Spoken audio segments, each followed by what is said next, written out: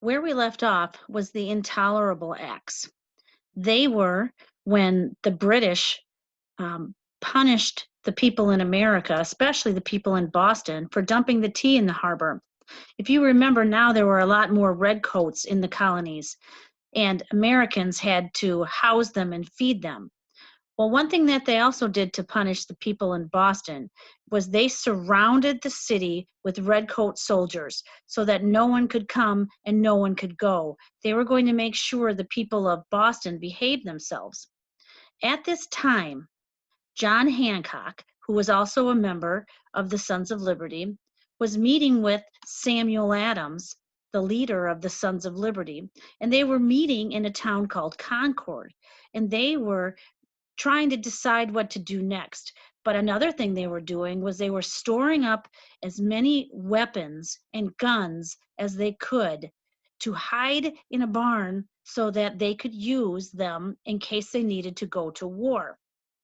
Well, the Sons of Liberty had spies everywhere, making sure that the British soldiers were not going to find out about this special meeting in Concord.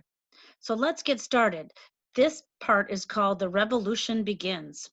This happened in the year 1775. And what happened was the British soldiers found out about the plan and the meeting in Concord. And so they decided to move towards Concord, first of all, to destroy those stored weapons that they had and to arrest Samuel Adams. They were really tired of him and all of the Sons of Liberty and what they were doing.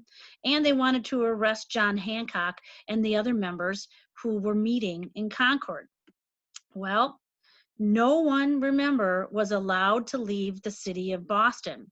So all the Sons of Liberty that lived in Boston had no way to get the news to warn Sam Adams and John Hancock. Well, along comes Paul Revere. If you remember Paul Revere, he was a member of the Committee of Correspondence, and he was a very active member in the Sons of Liberty. And he found out from a spy that the Redcoats were going to march to Concord to do this. And he knew he had to do something. In the meantime, they had planned out a signal that was called one if by land, two if by sea. And what Paul had to do was he had to get out of the city of Boston somehow to warn Samuel Adams and John Hancock that the British were coming, that they were headed towards them. But the city was surrounded, so he could only ride his fast horse as far as he could to the end of the city. And then in the night, he got into a rowboat and very quietly rowed across the river and borrowed another fast horse from a friend of his on the other side of the river. Let's show you a map. The one if by land, two if by sea happened here, over here in this picture, in a church in Boston called the Old North Church. You can actually go and visit that church today. What they meant by land, one if by land and two if by sea, was which way the redcoats were going to go. So it wasn't like they were going to come on the ocean.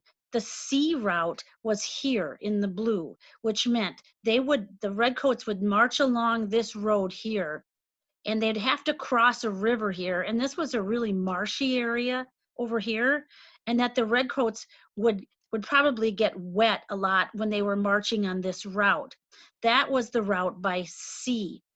The route by land meant that they would leave and they would march not in such a wet area, but they would march along this route. So one if by land meant the green route. The sea route over here was the one in blue. So they were prepared to go either way. Now, when the Sons of Liberty found out which way the redcoats were going, they had to hang up a lantern, one lantern if it was by sea, and two if it was, whoops, I said that backwards, two if by sea and one if by land.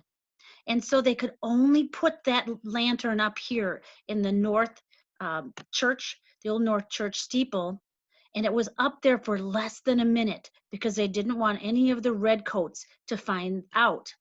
So Paul Revere took off, and so did a couple of other Sons of Liberty members of the Committee of Correspondence.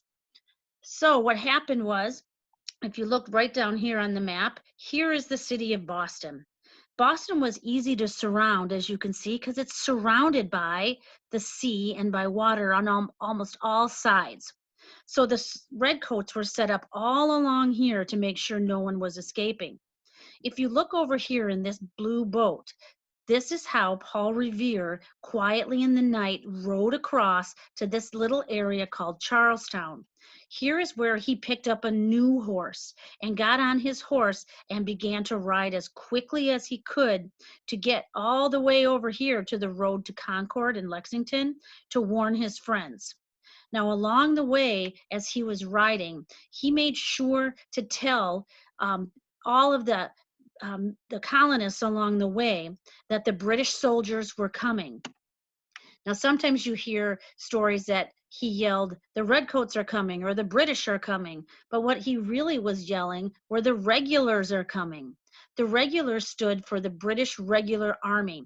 So as he went, he yelled and screamed at all of the little houses and farms along the way to warn the colonists, the Minutemen, that they had to be ready in a minute because the British soldiers were on their way to Concord to gather up our stored weapons and to capture Samuel Adams.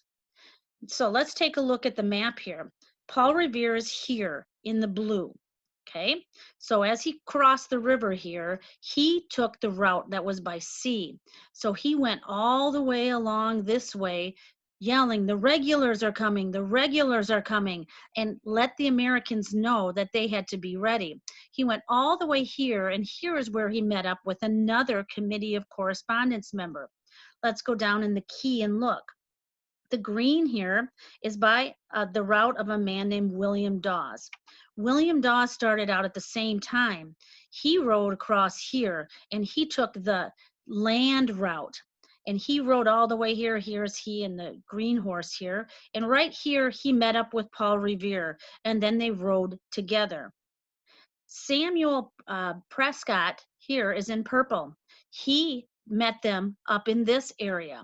So these three men, Paul Revere, William Dawes, and Samuel Prescott, were the Committee of Correspondence members who were riding through the night, yelling to the colonists that the regulars were coming. You need to get the word out. We need to be prepared. Now, the red horses here show where the main British patrols were. They were the soldiers that were looking out for anyone that might be spies or might be warning the Samuel Adams and the other members that were meeting. So notice that they got around them here by going on both sides. And up here on the road to Concord, you're going to find out what happens when they met up with another group of British patrols. Let's see what happens next. So, like we said, he was joined by William Dawes and Samuel Prescott. On that road to Concord, Paul Revere was captured by the British. The other two, Dawes, escaped on his horse into the woods before the soldiers could capture him, and he hid in the woods. Prescott, on a very fast horse, was able to ride on to Concord to warn Samuel Adams and his friends that the British soldiers were coming. Now, after he was stopped by the British, Paul was later released, and he was able to go on to Lexington. So they stopped him mainly to question him. Today, let's look where you can actually visit the site where Paul Revere was captured. And on this little plaque right here where I'm circling are the words that Paul Revere himself wrote about his capture. So I'm going to read it to you, and if you read along with me, and you can see these are his real words, so if there's any spelling mistakes or anything, it's how Paul Revere wrote it himself. So he said, "In an instant, I saw 4 of them who rode up to me with their pistols in their hands, said, 'You, stop. If you go an inch further, you are a dead man.' We attempted to get through them, but they kept before us and swore if we did not turn into that pasture, they would blow our brains out. One of them, who appeared to have the command, and much of a gentleman, asked me where I came from. I told him. He asked me what time I left. I told him. He seemed surprised. Said, "Sir, may I crave your name?" I answered, "My name is Revere." "What?" said he. "Paul Revere?" I answered, "Yes." The others abused us much, but he told me not to be afraid. No one should hurt me. I told him they would miss their aim. So, where we're going to end off today is we're going to stop here with Paul Revere's ride. And tomorrow we're going to find out what happens in Lexington and Concord with the men who are there and the soldiers who are marching there. Let's review one more time with this map. Here's Paul Revere's ride. He is in the blue all the way here. The big X is where he was captured. After they let him go, he was able to continue on. The dotted mark here shows Samuel Prescott's ride, and all of the red are the British soldiers. Notice how Paul Revere was riding not right on the same road with them, but he was trying to take a faster route so he could get ahead of them to warn his friends. Where you see the purplish arrows here, that is where something's going to happen with militia or with fighting. So tomorrow, in our next lesson, we're going to learn about the shot heard round the world.